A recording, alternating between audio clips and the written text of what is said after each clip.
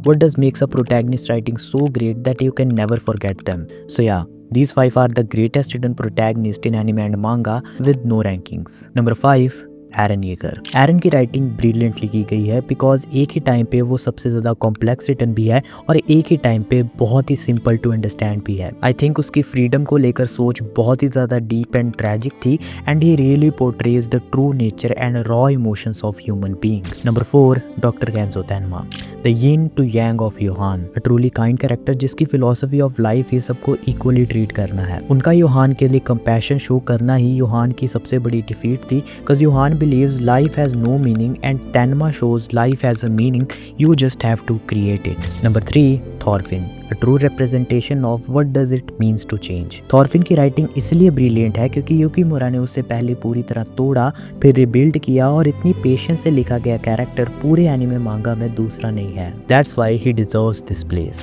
Number 2, गिनतोकी, एक ऐसा character जिसका कोई बड़ा गोल नहीं। The only goal he has is to live his life at its fullest. Shonen anime मांगा में ये बहुत ही ज़्यादा रिस्की होता है एक ऐसा कैरेक्टर लिखना जिसका कोई गोल नहीं, but aside from that he still sits on the top in a matter of writing and depth. And at last, guts, one of the most suffered character with the most brilliant story. Guts past से लेकर अभी तक सिर्फ सफ़र ही कर रहा है but यही suffering उसके कैरेक्टर को इतना डीप, डार्क एंड मीनिंगफुल बनाती है because even after so many traumas and losing everything वो कभी रुकता नहीं। His true fight is to fight his inner demons more than the outer ones. Also, an honorable mention Musashi Miyamoto from Vagabond because अभी तक मैंने Vagabond की पूरी तरह मांगा पढ़ी नहीं बट मुझे पता है कि मुसाशी का कैरेक्टर कितना वेल रिटन है and I will love to analyze his character. But for now, see you later.